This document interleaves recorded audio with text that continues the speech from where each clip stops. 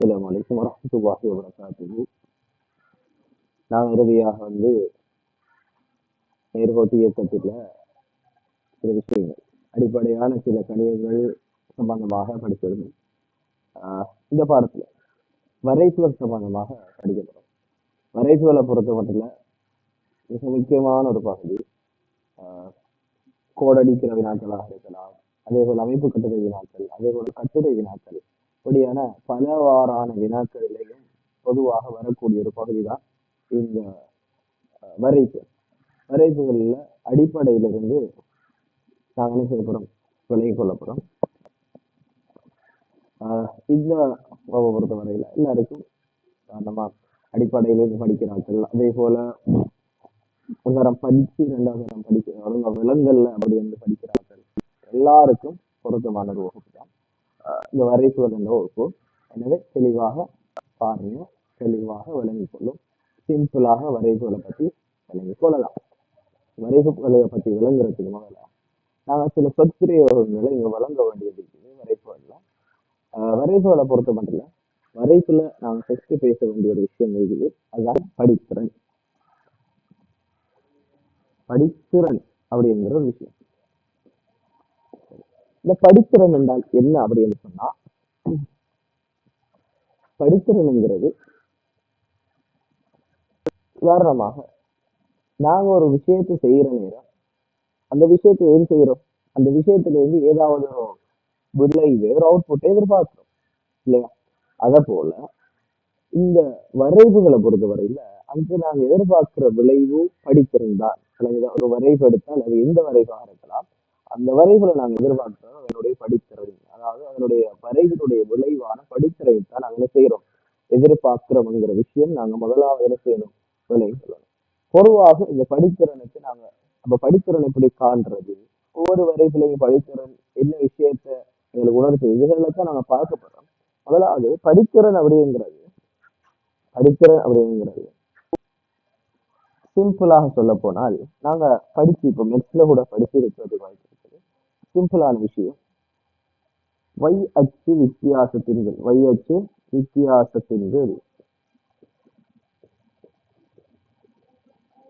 x அச்சு வித்தியாசம்.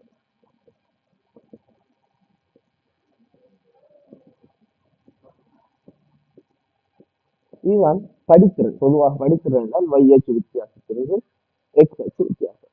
சரிதானே? இப்ப என்னது y அச்சு என்ன x அச்சு அப்படின்னு சொன்னா, நாங்க ஒரு வரைவு எடுத்தோம்னு சொன்னா, வரைவு அப்படிங்கிறது இப்படி ஒரு கோடு இருக்கும், இதுதான் வரைவு. கிடையான ஒரு கோடு, நிலைக்குத்தான. இந்த நிலைக்குத்தான கோட்டுக்கு பேர் தான் y அச்சு. இந்த கிடைக்கோட்டுக்கு பேர் தான் x அச்சு. அப்ப இந்த y அச்சில் இருக்கக்கூடிய வித்தியாசத்துக்கு x அச்சில் இருக்கிற வித்தியாசம் தான் படித்திறன். இந்த படித்திறனை பொறுத்தவரையில நாங்க இப்ப பல வகையான வரைவுகள் சம்பந்தம் படிக்கிறோம். ஒவ்வொரு வரைவுக்கும் என்ன செய்யப்படும், இந்த படித்திறன்ல ஒவ்வொரு விஷயத்தை நாங்க விளைவை எடுத்துக்கொள்ள போறோம். நாங்க மேலுக்கு கொஞ்சம் கொஞ்சமாக படிக்கிற நேரம், இப்ப படிக்கிறன்றது விளங்காட்டியும் கூட மேலுக்கு நாங்க வரைவுகள் படிக்கிற நேரம், கொஞ்சம் கொஞ்சமாக படிக்கிற நேரம் தெளிவாக என்ன செய்யுது, படித்திறன் சம்பந்தமாக வழங்கி கொள்ள இயலுமாக இருக்கும். வரைவுகளோடு சேர்ந்து படித்திறன் தான் எனக்கு ஒரு முக்கியமான விஷயமாக இருக்கு. எனவே படித்திறன் நாங்க போக போக வழங்கி கொள்ள இயலும். இப்ப நாங்க பார்த்துக் கொள்வோம். முதலாவது நாங்க பார்க்க போற விஷயம், முதலாவதாக பார்க்க போற வரைவு, நாங்க முதலாவது பார்க்க போற வரைவு தூர நேரம் வரைவு. தூரத்துக்கும் நேரத்துக்குமான, அதாவது தூர நேர வரைவு அப்படின்னு சொல்லுவோம். தூர நேர வரைவு அப்படின்னு சொல்லுவோம். தூர நேர வரைவு இதுல அழகா கவனிக்கணும், இது என்னாச்சு, வயச்சு. இந்த வையச்சுல இந்த வையச்சுல தூரமும், எக்ஸ் அச்சுல நேரமும் குறைக்கும். இப்ப வரைவுகளை பொறுத்தவரையில ஒரு மிக முக்கியமான விஷயம், முதலாவதாக இப்படி குறிக்கும். எந்த வரைவு எடுத்தாலும் அதுல முதலாவது YH என்னத்தை குறிக்குது, XH என்னத்தை குறிக்குது. குறிச்சதுக்கு பின்னால இந்த தூரத்தினுடைய அலகு என்ன, இங்க நாங்க என்ன அலகுல எடுக்கிறோம் அப்படிங்கிறத குறிக்கணும். அப்ப நாங்க இதை தூரத்தை நாங்க மீட்டர்ல எடுத்தா மீட்டரை குறிக்கணும், கிலோமீட்டர்ல எடுத்தால் கிலோமீட்டரும் போகும். சர்வதேச அலகு மீட்டர், இதை நாங்க மீட்டர் போட்டுக்கணும். நேரத்தினுடைய சர்வதேச அலகு செகண்ட், ஆகவே செகண்டை போட்டுக்கொள்வோம். அப்ப சூரிய நேர வரைப்பு நாங்க வழங்கியிருக்கிறோம். சூரிய நேர வரைப்பு அப்படிங்கிறது உதாரணமா நாங்க ஒரு வரைப்புகளை வரைவோமே, தூரத்துக்கு நேரத்துக்கு ஆனா இப்படி ஒரு வரைப்பு வரைகிறேன். இதான் நீங்க வரை இதுதான் நீங்க வரை இது எக்ஸ் அச்சு, இது Y அச்சு. இந்த வரைப்பு இதுதான். இந்த வரைப்பு தான் எங்களுக்கு என்ன செய்ய போகுது, இந்த படித்திறனை தரப்போகுது.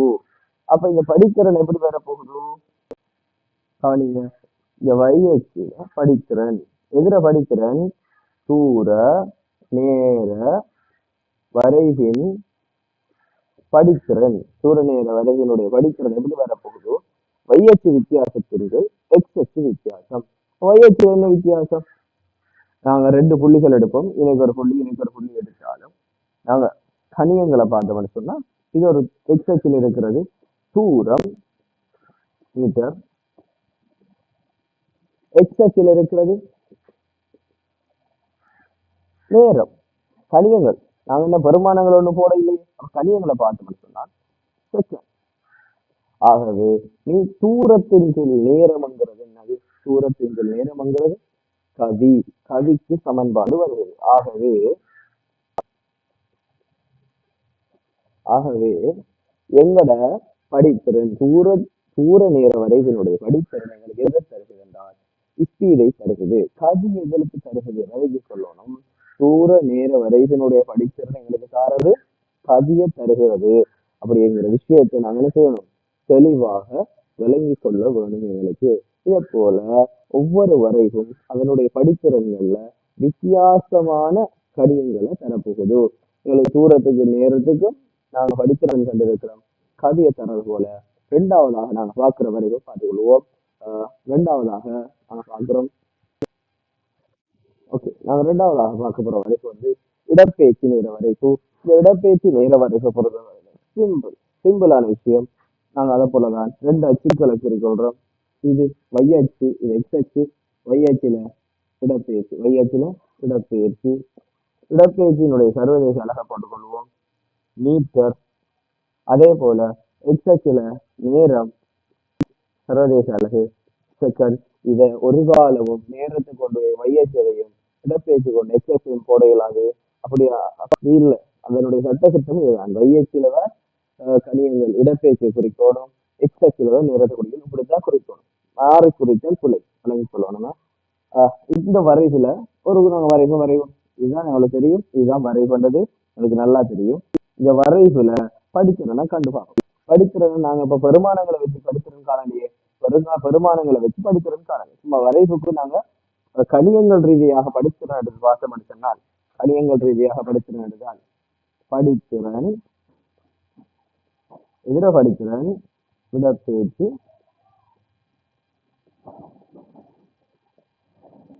நேர வரைவு, இடப்பெயர்ச்சி நேர வரைவினுடைய படித்திறன், இடப்பெயர்ச்சி நேர வரைவினுடைய படித்திறன். Y அச்சு வித்தியாசத்திற்கு X அச்சு வித்தியாசம் தானே. Y அச்சில் என்ன வித்தியாசம், ரெண்டு புள்ளி எடுத்தோம்னு சொன்னாலும் எங்களுக்கு என்ன வித்தியாசம் வருது, இடப்பெயர்ச்சியில தான் வித்தியாசம். ஆகவே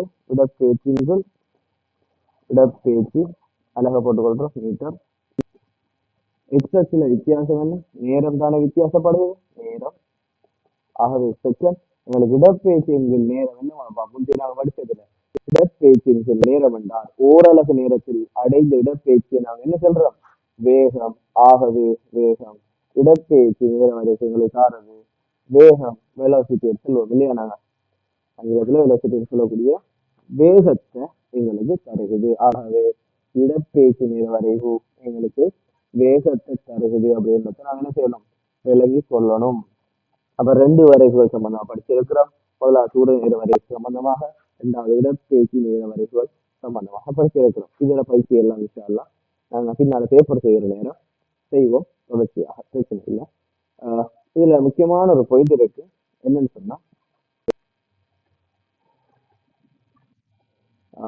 இதுல முக்கியமான ஒரு பாயிண்ட் இருக்கு. அப்படி என்னன்னு சொன்னா இப்ப நாங்க ஒரு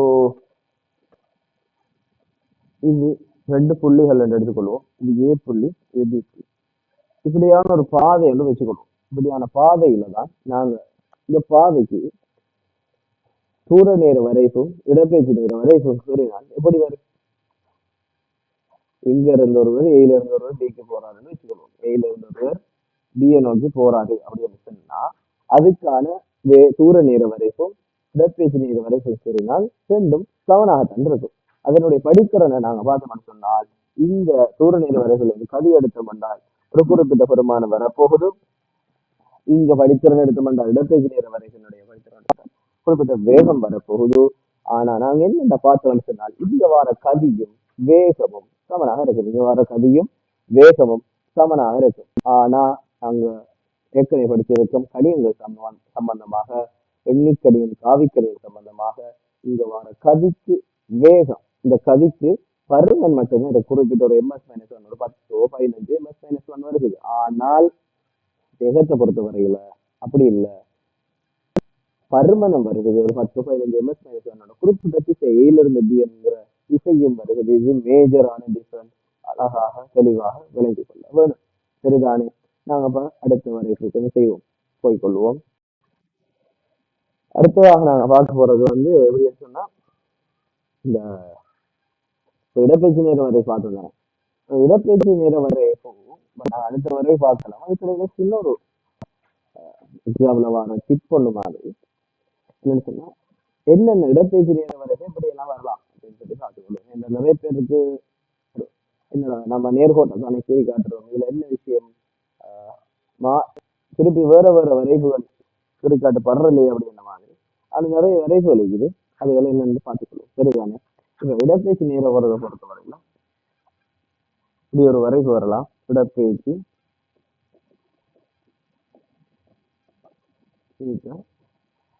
நேரம் இப்படி ஒரு வரைவு வரலாம். இப்படி என்ன வரைவு வந்தா எங்களுக்கு தெரியும் படித்திறன் எப்படி இருக்கு.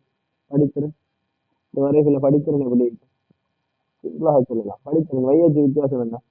இதுதான். எக்ஸாக்ட் வித்தியாசம் இதுதான். ஆகவே படித்திறன் பூஜ்ஜியம், படித்திறன் பூஜ்ஜியமாக இருக்குது. ஆகவே இடப்பெயர்ச்சி நேர்வரைகளை படித்திறன் பூஜ்ஜியம் என்றால் இது வேகம் மாறல, வேகம் மாற இல்லை, சீரான வேகத்தோடு இந்த பொருள் இயங்குது. சீரான வேகத்தோடு இப்போ வேகம் மாறினாத்தானே படித்திறன் மாறும். விளங்கிச்சா? நாங்க ஏற்கனவே படிச்சுக்கிட்டோம் இடப்பெயர்ச்சி மாற்ற வீதம் தான் வேகம் உண்டு. இடப்பெயர்ச்சியில மாற்றவில்லைன்னா வேகம் வராது அப்படிங்கிறத விளங்கி சொல்லணும். இரண்டாவதாக வரைவு எப்படி வரலாம்? இந்த இடப்பெயர்ச்சிக்கு பதிலாக எக்ஸ் என்ற குறியீட்டை நான் பயன்படுத்துறேன். பேசிக்காக நேரத்துக்கு டி என்ற குறியீட்டை நான் பயன்படுத்தி கொள்றேன். இடப்பெயர்ச்சி எக்ஸ் என்று பயன்படுத்துறேன். மீட்டர், நேரத்துக்கு டீயை பயன்படுத்தி கொள்றேன். Time second. இதுதானே? இப்ப ரெண்டாவதாக எப்படி ஒரு வரைவு வரலாம்? எப்படி இப்படி வரைவு வரலாம். இது என்ன விஷயம்? இதை நாங்க வளமையாக்கி ஒரு வரைவு.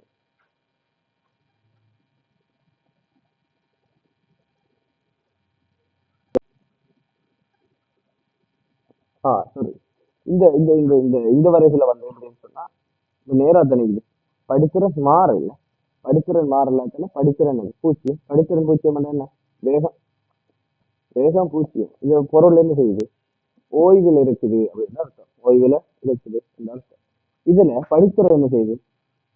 இந்த புள்ளி இந்த புள்ளி இந்த புள்ளி இந்த புள்ளி எந்த புள்ளி எடுத்தாலும் இந்த இடத்துல படித்திறன் என்ன செய்யாது? சீரான கோடாக இருக்கிறதால படித்திறன் மாறிலியாக இருக்கும். படித்திறன் மாறிலி. உதாரணமா இந்த படித்திறன் என்னது? வேகம். படித்திறன் என்ன தருகிறது? வேகத்தை தருகிறது. படித்திறன் வேகத்தை தருகிறது. இந்த வேகம் 10 ms-1 என்றால் இந்த புள்ளியிலையும் 10 ms-1 தான், இந்த புள்ளியிலையும் 10 ms-1 தான், இந்த புள்ளியிலையும் 10 ms-1 தான். ஆகவே வேகம் மாற இல்லை. ஆகவே படித்திறன் மாறிலியாக இருக்கும். இன்னொரு வரை செய்யுது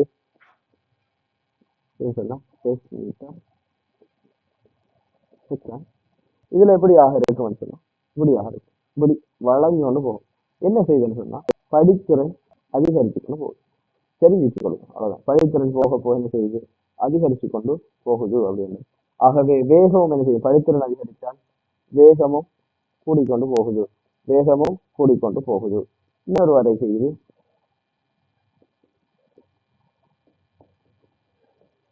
இப்படியாக. இது என்ன விஷயம்? ஒவ்வொரு புள்ளியிலையும் படித்திறன் குறைஞ்சு கொண்டு போகும்.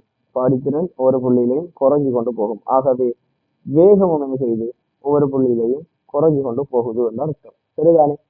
விளங்கி அழகாக தெளிவாக விளங்கி வச்சுக்கொள்ளணும். சரிதானே? நாங்க அடுத்த வரைவுக்கு போய்த்து கொள்ளும். அடுத்த வரைவுக்கு போய்த்து கொள்ளணும்.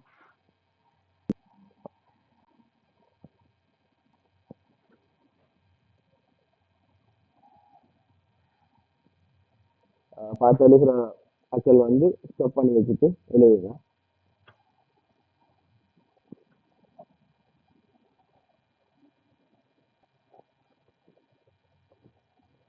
அடுத்த வரைக்கு வந்து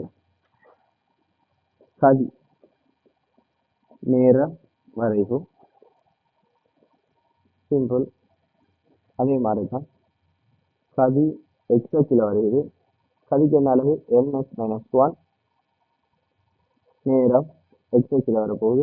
செகண்ட் வார வரைவை பொறுத்து நாங்கள் எடுத்துக்கொள்ளலாம். இந்த நேரத்தோட சதி அதிகரிக்கிறது அல்லது இப்படி வரலாம். இது நேரத்தோட சதி அதிகரிக்கிற வரைவு.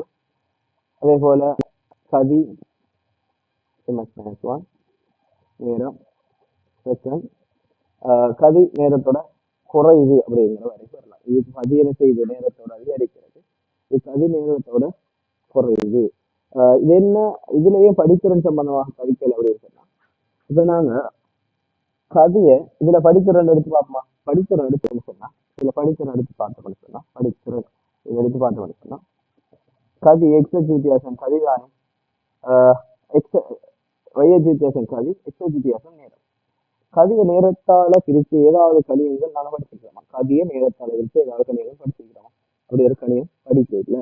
அதனால இவ்வித படித்திறன் சம்பந்தமாக உங்களுக்கு தேவையில்லை, அப்படி ஒன்று இல்லை. சரிதானே?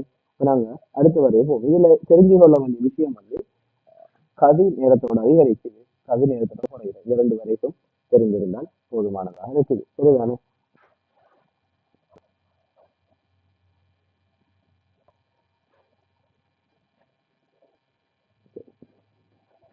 அடுத்ததாக நான் பார்ப்பேன் வேக நேர வரைவு. வேகம் அதே போலதான் வேகம் நேரம் எக்ஸில் வரப்போகுது. சரிதான்? இது அப்படிதான் நாங்கள் படித்திறனை பார்த்தோம்னு சொன்னா சிம்பிளாக இப்போ எங்களால் எல்லாரையும் கண்டுபிடிச்சு கொள்ளையில படித்திறன் வேகம்னு சொன்னா எக்ஸ் வித்தியாசம் தான் வேகம் வருகிறது. +-1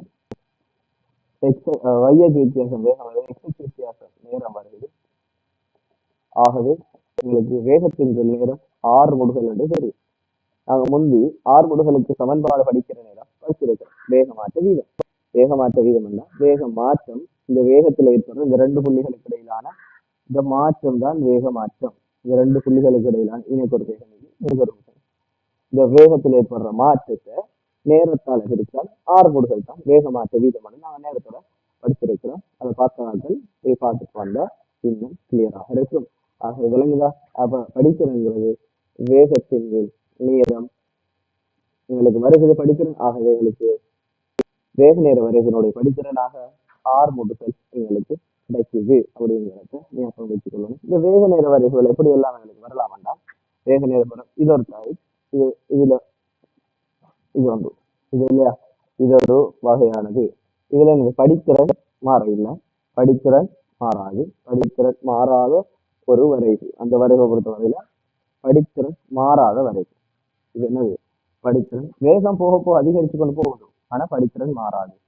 வேகம் என்ன செய்யுது? போக போக இது 10 என்றால் 20 30 சொல்லி போகும்.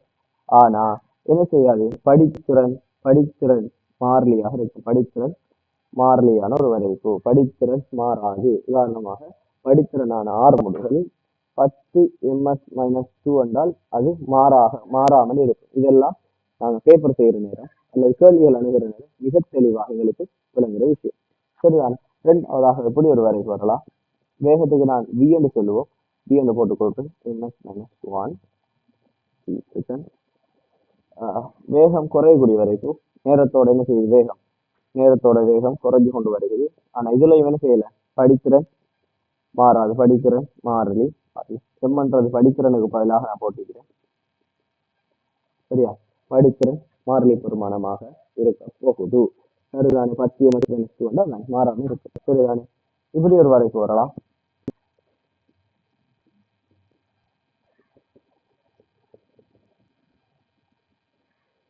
இதுல என்ன வேகம், வேகமாற்றம் பூஜ்ஜியம், வேகமாற்றம் பூஜ்ஜியம், வேகமாற்றம் பூஜ்ஜியம். நாங்க முந்தி பார்த்தோம் இடப்பெயர்ச்சி நேர வரைகளை இடப்பெயர்ச்சின மாற்றம் பூஜ்ஜியமாக இருந்ததால படித்திறன்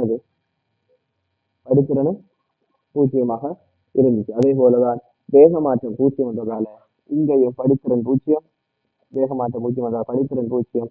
ஆகவே இதுவும் 6 முடுகள் பூஜ்ஜியமாக இருக்கு. இங்கேயும் 6 முடுகள் பூஜ்ஜியமாக இருக்கும். வேகமாற்றம் பூஜ்ஜியம், அதனால படித்திறன் பூஜ்ஜியம், அதனால 6 முடுகள் படித்திறன் பூஜ்ஜியம் வந்தால் ஆட்டோமேட்டிக்காக 6 முடுகள் இங்க பூஜ்ஜியம். இன்னொரு வரைக்கு வரலாம்.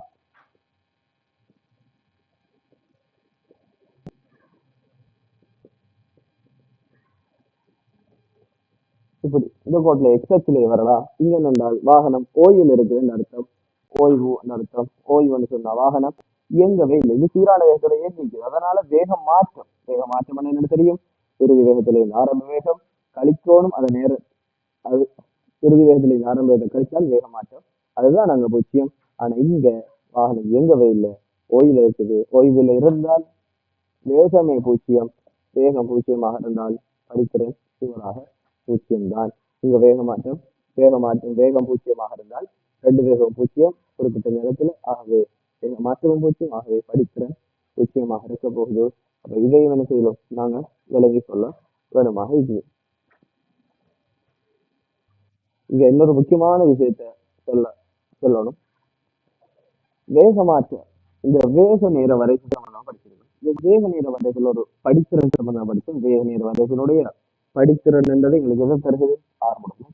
அதே போல இந்த வேக நேர வரைவு இருக்குத்தானே, இந்த வேக நேர வரைக்கும் இந்த அடைக்கிற எக்ஸோட வேக நேர வரைவு எக்ஸோட அப்படி அடைக்கிற பரப்பு இருக்குதானே, வேக நேர வரைவு இது. இந்த வேக நேர வரைவுடைய எக்ஸோட அடைக்கிற பரப்பு இருக்குதானே, இந்த எக்ஸோட அடைக்கக்கூடிய பரப்பு, வேக நேர வரைவு எக்ஸோட அடைக்கக்கூடிய பரப்பை பொறுத்தவரையில இந்த பரப்பு வேக நேர வரைவு எக்ஸச்சு வையாச்சு கிடையாது, எக்ஸோட அடைக்கிற பரப்பு இடப்பெயர்ச்சி எங்களுக்கு தரப்போம்.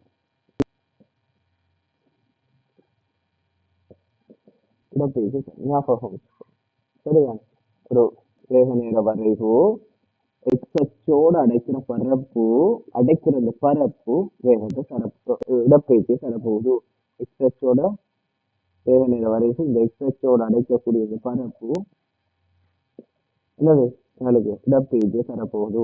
இதெல்லாம் கற்பனை கோடு தான். இது முடிவுறது கற்பனை கோடு செய்துட்டு நாங்க பார்த்தா சரி, நெட்ல பாக்குற மாதிரி கற்பனை கோடுகளை சரி பார்த்தா சரி, சரிதானே? அடுத்து இன்னொரு வரைவு தான் இருக்குது.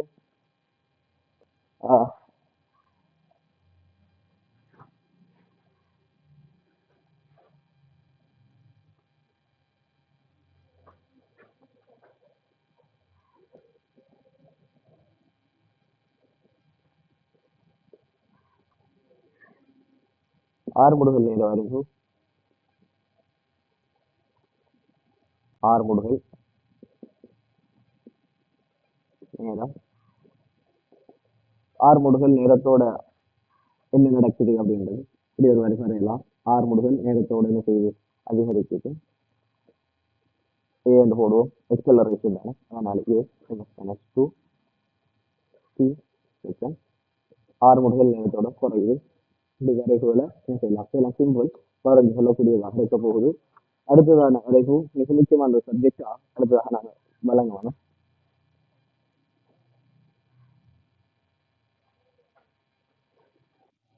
புவியீர்ப்பினாலான ஆறுமுடுகள், புவியீர்ப்பினால ஆறுமுடுகளுக்கு நாங்கள் ஆங்கில சொல்லாக ஜி என்றது சொல்றோம், கிராவிட்டி. இது ஆறுமுடுகள் என்ற பெயர் இருந்தாலும் இது ஒரு வகையான மின்சார. அதாவது அழகாக கவனிங்க, புவியீர்ப்பினாலான ஆறுமுடுகள் அப்படி எங்கிறது நினைச்சோன்னா என்னோட புவி கோள வடிவமான இந்த புவியில ஒரு ஈர்ப்பு விசை ஒன்று இருக்கு இல்லையா, அதான் இந்த புவியீர்ப்பினால ஆறுமுடுகள் ஈர்ப்பு விசையில கேள்விப்பட்டிருக்கீங்க. நியூட்டன் அப்பீட் அது எல்லாருக்கும் தெரியும். அதுல கண்டுபிடிக்கப்பட்டது அந்த புவியீர்ப்பினால. இந்த மேற்பரப்பில் இருந்து நாங்க வாழ்கின்ற இந்த மேற்பரப்பு குறிப்பிட்ட நாங்க இதுல வாழ்றோம், இப்படியாக மேற்பரப்பு இருக்குன்னு சொன்னா இது மையப்பகுதி. இந்த மேற்பரப்பிலிருந்து இந்த மையப்பகுதியை நோக்கி, இந்த மேற்பரப்பிலிருந்து இந்த மையப்பகுதியை நோக்கி தாக்கக்கூடிய ஒரு விசை தான் இந்த புவியீர்ப்பினாலான ஆர்முடுகல். இதை பொறுத்த வரையில உதாரணமா நாங்க ஒரு மேற்பரப்புல நிக்கணும்னு சொன்னோம். உதாரணமா இது பூமியினுடைய மேற்பரப்பு, நாங்க நிலம் வச்சுக்கொள்ளுறோம். இந்த நிலத்துல நான் ஒரு ஆள் நிக்கிறேன் அப்படின்னு சொல்லி வச்சுக்கொண்டா, இவர் இந்த நிலத்துல புவியீர்ப்பினாலான ஆர்முடுகல் இப்படி என்ன செய்யும், மேலுக்கு இருந்து கீழே தானே தாக்கும் மையத்தை நோக்கி. ஆகவே மேற்பரப்பில் இவரால இந்த மேற்பரப்பின் மீது ஒரு விசை தாக்கப்படுகிறது.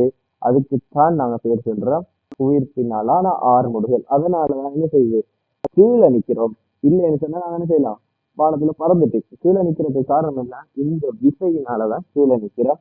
புவியீர்ப்பினால ஆர்முடுகல் என்ன செய்யுது, கீழ் நோக்கி தாக்கி கொண்டு இருக்குது. இதனுடைய பெருமானம் என்ன அப்படின்னு சொல்லி பார்த்தோம்னு சொன்னால், இந்த புவியீர்ப்பின் ஆர்முடுகல் அன்னளவான பெருமானம் இந்த ஜீனுடைய 99.8 ms-2.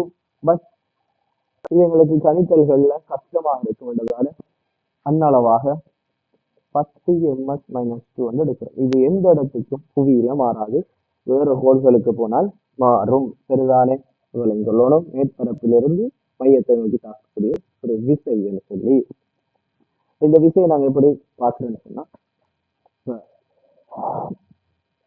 ஒரு மனுஷன் நிற்கிறான்டா, அந்த ஒரு மனுஷன் இருக்கிறான், இவனுக்கு ஒரு 60 கிலோகிராம் திணிவு உள்ளவன் அப்படின்னு சொன்னா, இவர திணிவு 60 கிலோகிராம் சொன்னா, இவர் இந்த புவி மேல் நின்றா, இந்த புவியினுடைய மேற்பரப்பின் மீது நிற்கிற நேரம் புவியினுடைய மையத்தை நோக்கி இந்த விசை தாக்குறதால இவர திணிவு 60 கிலோகிராம், இவர நிறைதான் அந்த விசையாக இங்க தாக்க போது. நிறை எப்படி தாக்கம் என்றால் இந்த 10 கிலோகிராம் இந்த விசையோட சேர்ந்து, விசை என்னன்னு தெரியுமா அவங்களுக்கு, தெளிவை குறிப்பிட்டோடு இந்த ஆர்முடுகளால பெருக்கிறது தான் நிறை.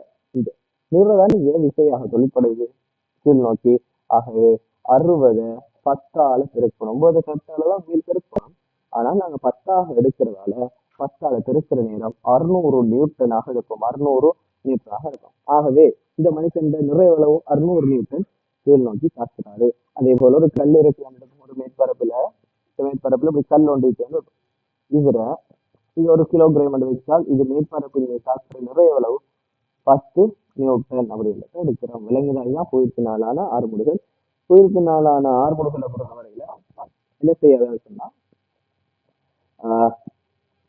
புவியீர்ப்பினாலான ஆர்முடுகல் இந்த புவியில எந்த இடத்துலயும் மாற மாட்டுச்சு. அதை நாங்க நல்லா ஞாபகம் வச்சுக்கொள்ளணும். எங்களுக்கு தெரியும், ஒரு பந்து எடுத்து நாங்க மேல இந்த கீழ் போட்டோம்னு சொன்னா கீழ் நோக்கி தான் வருகிறது.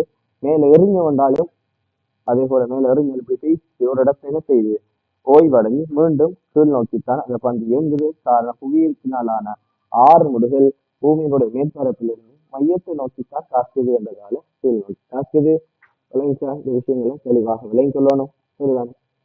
வேக நேர வரைவு எடுத்தோம்னு சொன்னாங்க, இந்த புவியீர்ப்பினாலான ஆர்முடுகலுக்கு வேக நேர வரைவு உங்களுக்கு தெரிஞ்சிருக்கணும். சிறுறதுக்கு என்ன ஆர்முடுகல் என்று வேகத்தில் ஆர்முடுகல் வேகம் சம்பந்தப்பட்ட கடியங்கள் என்னென்றால் வேகம், நேரம், செகண்ட். ஆர்முடுகல் சொல்லிட்டு ஆர்முடுகல் மாறாது. ஆகவே ஆர்முடுகல் மாறாது என்று சொன்னா வேகமாற்ற வீதம் என்னது, ஆர்முடுகல் மாறலை என்றால் நாங்க வரைபடம் எடுத்துக்கிறோம். வேகமாற்ற வீதம் 0 இருக்கும். வேகம் அதிகரிக்கும். ஆனால் ஆர்முடுகல் என்ன செய்யாது, மாறாது. ஆர்முடுகல் மாறாது. அதாவது படித்திறன் மாறாமல் இருக்கும். படித்திறன் மாறாமல் இருக்கும். அதாவது ஒரு பொருளை நாங்க மேலுக்கு இருந்து கீழே, இந்த இயக்கத்தை பொறுத்தவரை மேலுக்கு இருந்து கீழே போற நேரம் ஒவ்வொரு செகண்டுக்கும், உதாரணமாக இது முதல் செகண்ட், இது 2வது செகண்ட், இது 3வது செகண்ட் எடுத்தால் ஒவ்வொரு செகண்டுக்கும் வேகம் அதிகரிக்கும். ஆனால் படித்திறன் என்ன செய்யாது பாப்பா, மாறாது. படித்திறன்ங்கிறது என்னது, ஆர்முடுகல். கீழே நாங்க போற நேரம் நீங்க தொழிற்படுற ஆர்முடுகல் புவியீர்ப்பினாலான ஆர்முடுகல் இது என்ன செய்யாது, மாறாது. இது 10 ms-2 ஆகவே தான் இருக்க போகுது. அதே நேரம் ஒரு பொருளை கீழுக்கு இருந்து மேலுக்கு எறிகிறவன் சொன்னா, கீழுக்கு இருந்து மேலுக்கு எறிகிறால் இது இயக்கம் எப்படி வர போகுது,